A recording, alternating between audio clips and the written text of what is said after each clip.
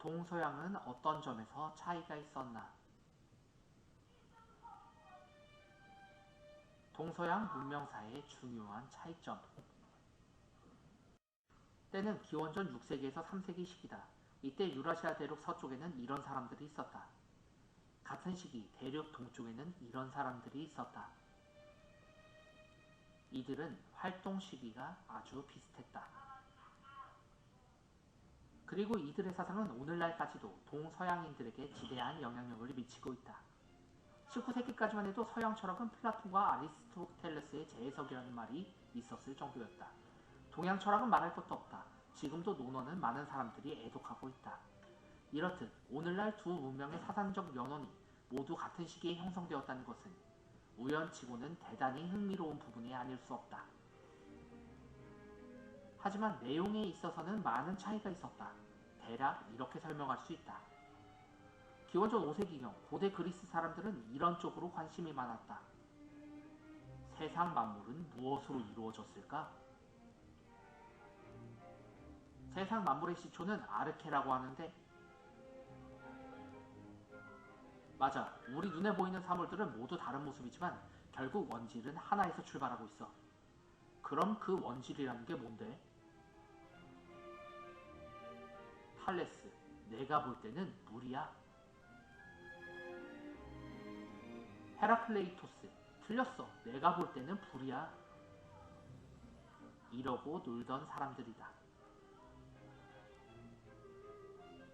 그렇다면 이때 중국 사람들은 무엇에 관심이 많았을까?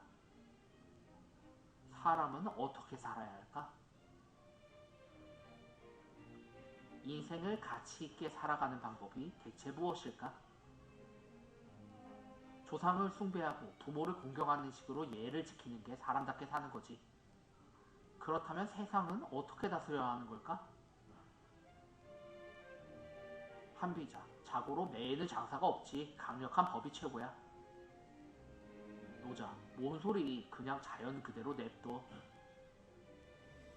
공자, 덕으로 다스리면 되지. 이러고 놀고 있었다. 즉 같은 시기의 서양 철학자들은 자연 철학에 관심이 깊은 반면 중국의 철학자들은 인문 철학에 관심이 많았던 것이다. 그리고 이것이 이후 동서양 문명사의 중요한 차이를 빚게 된다. 왜 중국은 경쟁이 없었나? 중국은 지리적으로 볼 때 아주 축복받은 나라이다. 넓은 평야의 영토, 농사짓기에 적당한 기후대, 또 지형적인 원인 때문에 일찍이 거대 제국이 들어설 수 있게 되었다. 사실 중국이란 땅은 시작 조건부터 제국이 들어서기에 매우 좋은 입지 조건을 지녔다. 중국의 동쪽은 그야말로 드넓게 펼쳐진 평원이다. 중국의 장애물은 거의 없었다. 때문에 초기 형성된 군소국가들에게 대륙은 마치 서바이벌과도 같았다. 사방으로 뚫린 지형을 통해 너무도 쉽게 상대를 침략할 수 있었고 또 쉽게 침략을 당할 수밖에 없었기 때문이다. 마치 사각의 링 안에 사나운 맹수들을 여러 마리 풀어놓은 꼴이라고나 할까? 여기서 이기는 놈 하나가 전부를 차지하는 거야. 그게 중국 대륙의 운명이었지. 결국 서로 먹히고 먹히는 과정을 반복하면서 중국 대륙에는 필연적으로 하나의 커다란 제국이 들어서게 되었다. 이는 마치 우주에서 작은 돌덩어리끼리 충돌하면서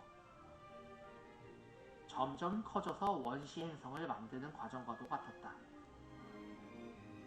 그에 반해 유럽이라는 대륙은 지도를 보면 알겠지만 좀처럼 하나의 강력한 국가가 들어서기 힘든 지형적 구조를 가지고 있다. 요철과도 같은 구불구불한 지형에 중간에는 험준한 산맥도 가로막고 있다. 오늘날 유럽에서 드넓은 영토를 차지한 나라는 유럽 동쪽의 대평원을 차지한 러시아뿐이다. 고려 중국이라는 나라는 기후와 넓은 땅, 강력한 제국이라는 세 가지 기치 아래 일찍부터 번화한 문명으로 성공할 수 있었던 것이다. 이런 중국에게는 경쟁 상대란 없었고 유일한 걱정거리는 북방의 배고픈 유목민족에게 자신의 값진 물건을 약탈당하지만 않으면 그것으로 만족했다. 때문에 중국은 문명이 어느 정도 수준까지 발달한 뒤부터는 과거만 바라보면서 안주하게 되었다. 그래서 전통시대 중국인들의 이상형은 늘 과거에 있었다. 요순시대의 태평성대, 그게 바로 낙원이지. 반면에 유럽은 상황이 달랐다. 기후적으로 척박했고 지형적인 특성상 조그만 세력끼리 자리잡을 수 있게 되어 서로 치고받는 역사가 꾸준히 반복되게 된다. 여기에 동방에는 자신들보다 강력하고 발전한 이슬람이라는 세계가 있어서 늘 신변을 위협하는 골칫거리였다. 때문에 유럽인들은 생존을 위해 끊임없이 도전하고 스스로를 개발하고자 했다. 신대륙 발견, 식민지 개척, 화약 무기의 개량 등등등 모두가 그런 도전과 개발의 산물이었다.